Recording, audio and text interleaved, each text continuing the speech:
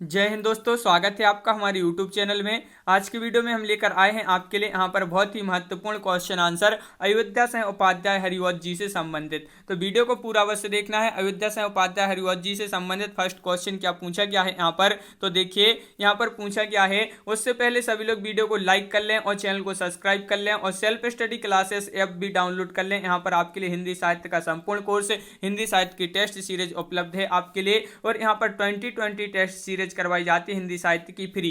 ये आपकी सप्ताह में 2 दिन। तो इस टेस्ट सीरीज से भी अवश्य जुड़ें। तो self study classes play store से डाउनलोड करिए और अपनी तैयारी में लग जाइए। अयोध्या सिंह उपाध्याय हरिवंश जी से संबंधित फर्स्ट क्वेश्चन की बात करें कि अयोध्या सिंह उपाध्याय हरिवंश का जन्म कहाँ हुआ था। इनका जन्म बताना है, क्वेश्चन नंबर 1 है और आपका सही आंसर है। इनका जन्म हुआ था निजामाबाद आजमगढ़ में इनका जन्म हुआ था। बिल्कुल सही। क्वेश्चन नंबर 2 पूछा है कि हरिवंश किस युग के कवि हैं, ये आपके लिए बताना है क्वेश्चन नंबर 2 में। तो आपका बिल्कुल सही राइट आंसर है। क्वेश्चन नंबर 2 का सही आंसर है कि हरिवंश किस युग के कवि हैं। तो आपका सही आंसर है द्विवेदी युग के। तो विकल्प नंबर बी आपका बिल्कुल सही राइट आंसर होगा। द्विवेदी युग के कवि माने जाते हैं। और हरिवंश का जन्म कहाँ हुआ था, हरिवंश का जन्म कहाँ पर हुआ था ये बताना, कब हुआ था ये बताना है।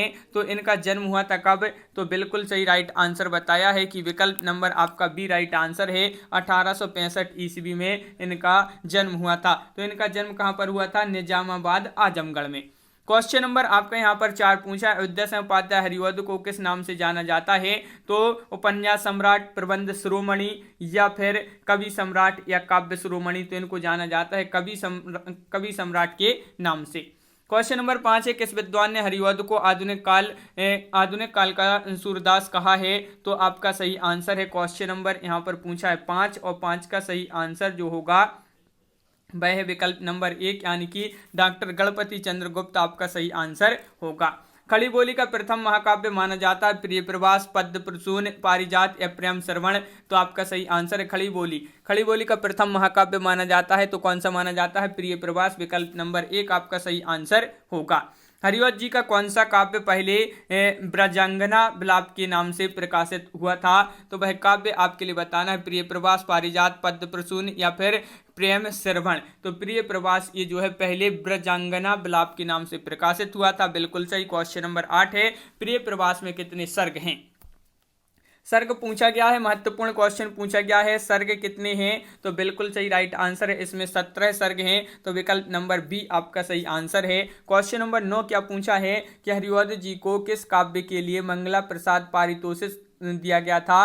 तो ये आपको बताना है, जो कि बहुत ही महत्वपूर्ण क्वेश्चन है। कई बार ये क्वेश्चन पूछा जा चुका है। और शिव प्रिय प्रवास आपका सही आंसर। प्रिय प्रवास के लिए इनको मंगला प्रसाद पारितोषिक सम्मान दिया गया था, पुरस्कार दिया गया था। प्रिय प्रवास में मुख्यतः रस है, संयोग श्रृंगार है, वियोग श्रृंगार है, वीर रस है, शांत रस है। तो क्वेश्चन नंबर 10 का सही आंसर है। इसमें रस की बात करें तो इसमें वियोग श्रृंगार रस माना जाता है। तो विकल्प नंबर सी राइट आंसर है। प्रिय प्रवास की किस सर्ग में राधा के विरह का वर्णन मिलता है। प्रथम सर्ग, द्वितीय सर्ग, तृतीय सर्ग या फिर चतुर्थ सर्ग में राधा के विरह का वर्णन मिलता है। तो चतुर्थ सर्ग में मिलता है। प्रिय प्रवास के चतुर्थ सर्ग में राधा के विरह का वर्णन मिलता है। बिल्कुल सही। हरिवंश जी का कौन सा काव्य अपनी काव्यगत विशेषताओं के कारण हिंदी महाकाव्यों में माइल स्टोन माना जाता है। हरिवंश जी का कौन सा काव्य अपनी काव्यगत विशेषताओं के कारण हिंदी महाकाव्यों में माइल स्टोन माना जाता है। तो प्रिय प्रवास। तो विकल्प नंबर डी आपका सही आंसर होगा। हरिवंश जी के इस काव्य में राम और सीता के निर्वासन की कथा कही गई है। कौन से काव्य में कही गई है, तो बिल्कुल सही राइट आंसर है आपका यहाँ पर। बिल्कुल सही, बहुत बढ़िया। विकल्प नंबर बी राइट आंसर है। वैदेही वनवास आपका सही आंसर होगा। वैदेही वनवास में कितने सर्ग हैं। क्वेश्चन नंबर 14 है और 14 का सही आंसर आपका होगा 16 सर्ग हैं, 17 सर्ग हैं, या फिर अगला विकल्प आपका यहाँ पर दिया गया है कि 18 सर्ग हैं या फिर 19 सर्ग हैं। तो यहाँ पर आपके 18 सर्ग हैं। वैदेही वनवास में कितने सर्ग हैं, 18 सर्ग आपका सही आंसर होगा। हरिवंश जी की सर्वप्रथम लिखी गई पुस्तक कौन सी है, ये क्वेश्चन बहुत ही महत्वपूर्ण क्वेश्चन पूछा गया है। और क्वेश्चन नंबर 15 का सही आंसर है विकल्प नंबर बी यानी कि वेनिस का वाका आपका राइट आंसर है। बिल्कुल सही। क्वेश्चन नंबर आपका 16 है, हिंदी साहित्य सम्मेलन द्वारा हरिवंश जी को कौन सी उपाधि दी गई थी। महत्वपूर्ण क्वेश्चन है और आपका सही आंसर है, क्या है राइट आंसर, तो साहित्य वाचस्पति आपका सही आंसर होगा। विकल्प नंबर आपका यहाँ पर जो एक है वह आपका सही आंसर है। हरिवंश जी का रीति ग्रंथ कौन सा है, इनका रीति ग्रंथ बताना है क्वेश्चन नंबर 17 में, तो बिल्कुल सही राइट आंसर है। हरिवंश जी का रीति ग्रंथ माना जाता है रस कलश, तो विकल्प नंबर बी आपका सही आंसर होगा। इनमें से कौन सी रचना हरिवंश जी की है, बताइए। उद्धव शतक या कुब्जा शतक, कृष्ण शतक, लोकोक्ति शतक, तो कृष्ण शतक जो रचना मानी जाती है यह हरिवंश जी की मानी जाती है, बिल्कुल सही। कबीर कुंडल काव्य किसका है, कबीर कुंडल काव्य माना जाता है, किसका माना जाता है, क्वेश्चन नंबर 19 है और आपका बिल्कुल सही राइट आंसर है 19वां क्वेश्चन का विकल्प नंबर डी हरिवंश आपका सही आंसर होगा। क्वेश्चन नंबर 20 की बात करें यहाँ पर कि प्रिय प्रवास काव्य में नायक नायिका है, तो प्रिय प्रवास काव्य में नायक नायिका कौन है, महत्वपूर्ण क्वेश्चन पूछा गया है और आपका राइट आंसर होगा क्वेश्चन नंबर 20 का राधा कृष्ण, आपका कृष्ण राधा आपका बिल्कुल सही आंसर है।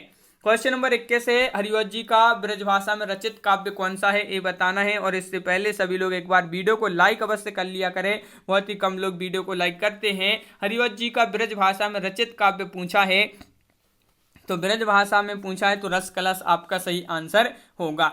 क्वेश्चन नंबर 22 पूछा है, हरिवंश जी का रस स्वरूप नायिका भेद एवं ऋतु वर्णन का ग्रंथ कौन सा है। हरिवंश जी का रस स्वरूप नायिका भेद एवं ऋतु वर्णन का ग्रंथ है, तो वह ग्रंथ कौन सा है, रस कलश है, तो विकल्प नंबर बी आपका बिल्कुल सही राइट आंसर होगा।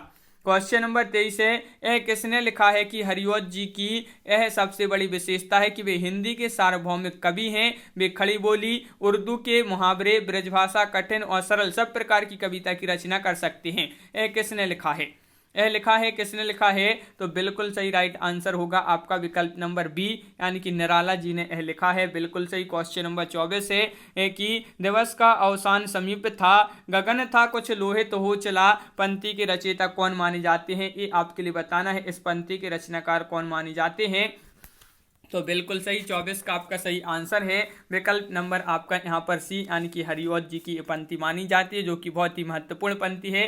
क्वेश्चन नंबर 25 है कि कविता करके तुलसी न लसे, कविता लसीपा तुलसी की कला, पंक्ति के रचयिता हैं, तो इस पंक्ति के रचयिता कौन है, 25 का आंसर बताना है। तो इस पंक्ति के रचयिता भी हरिवंश जी ही माने जाते हैं, विकल्प नंबर डी आपका सही आंसर होगा।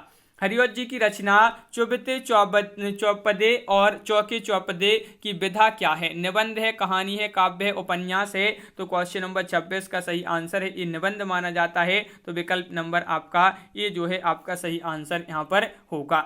हरिवंश जी का नाटक कौन सा है, ये आपको बताना है। नाटक पूछा है तो यहाँ पर आपका बिल्कुल सही आंसर है 27 का नाटक में हो जाएगा, प्रद्युम्न विजय आपका सही आंसर होगा। प्रिय प्रवास महाकाव्य का रचना काल पूछा है, देखिए इनका प्रिय प्रवास ही महाकाव्य माना जाता है और इसका रचना काल पूछा है तो इसका रचना काल माना जाता है 1914 ईस्वी, बिल्कुल सही। वैदेही वनवास का रचना काल क्या माना जाता है, क्वेश्चन नंबर आपका यहाँ पर है 29 और 29 का सही आंसर है 1940 आपका राइट आंसर होगा वैदेही वनवास का रचना काल। इनमें से कौन सी रचना हरिवंश की है, तो ये आपके लिए बताना, प्रेम फुलवारी है, प्रेम मालिका है, प्रेम प्रपंच है, प्रेम माधुरी है, तो इनकी रचना पूछा है कौन सी है, तो आपका राइट आंसर है प्रेम प्रपंच आपका सही आंसर होगा। क्वेश्चन नंबर 31 है, ठेठ हिंदी का ठाठ रचना की विधा क्या है, निबंध है, कविता है, नाटक है, उपन्यास है।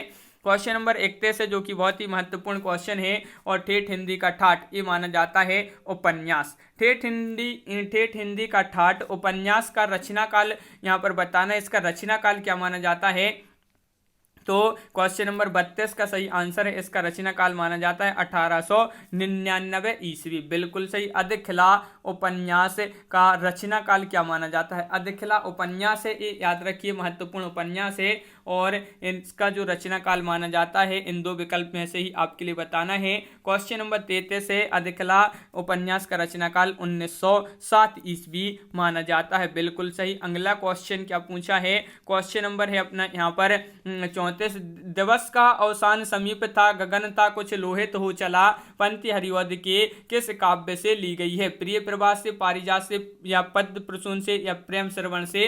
तो ये प्रिय प्रवास से ली गई है। तो विकल्प नंबर 1 आपका यहाँ पर सही आंसर होगा। यहाँ पर पूछा है कि कबीर वचनावली किसकी रचना मानी जाती है? शमशेर बहादुर सिंह, रघुवीर सहाय, मुक्तिबोध, हरिवध। तो क्वेश्चन नंबर 35 का आपका जो सही आंसर है वह आपका राइट आंसर कबीर वचनावली पूछा है तो ये हरिवध जी की रचना मानी जाती है। बिल्कुल सही, जो कि बहुत ही महत्वपूर्ण क्वेश्चन है। और यहाँ पर पूछा है इनमें से कौन सी आलोचना हरिवध की है? साहित्य सीकर, साहित्य संदर्भ, साहित्य देवता, साहित्य कोश। आलोचना है हरिवध जी की कौन सी है? तो साहित्य संदर्भ, विकल्प नंबर सी आपका सही आंसर होगा। हरिवध की इन रचनाओं का प्रकाशन वर्ष के अनुसार सही अनुक्रम बताना है किस विकल्प में है? वह विकल्प का आप चयन कीजिए। यहाँ पर क्वेश्चन नंबर 37 है और बिल्कुल सही राइट आंसर है 37 का। विकल्प नंबर आपका यहाँ पर एक सही आंसर होगा। प्रिय प्रवास, चुबते चौबदे और वैदेही वनवास आपका सही आंसर होगा। हरिवध सतसई का रचना काल बताना है। क्वेश्चन नंबर 38 में इसका रचना काल क्या है? हरिवध सतसई का क्वेश्चन नंबर 38 है, जो कि बहुत ही महत्वपूर्ण क्वेश्चन पूछा गया है और बिल्कुल सही राइट आंसर है आपका कि 1940 हरिवध सतसई का रचना काल माना जाता है। क्वेश्चन नंबर 39 है कि प्रिय प्रीति वह मेरा प्राण प्यारा कहाँ है? दुख जल निधि डूबी का सहारा कहाँ है? उपरोक्त पद की रचयिता कौन है? क्वेश्चन नंबर 39 का आंसर बताना है। तो प्रिय प्रीति वह मेरा प्राण प्यारा कहाँ है, दुख जल निधि डूबी का सहारा कहाँ है, ये हरिवध जी की जो है उपरोक्त पद हरिवध जी का माना जाता है। बिल्कुल सही। हरिवध का निधन कब हुआ ये बताना, जो कि बहुत ही महत्वपूर्ण क्वेश्चन है और इनका निधन कब हुआ ये पूछा गया है। तो बिल्कुल सही राइट आंसर आपका यहाँ पर होगा कि इनका निधन 1947 ईस्वी में हरिवध जी का निधन हुआ था। बिल्कुल सही। और इनका जन्म अगर पूछा जाए तो जन्म 1865 ईस्वी में इनका जन्म हुआ था। जन्म कहाँ पर हुआ था हरिवध जी का?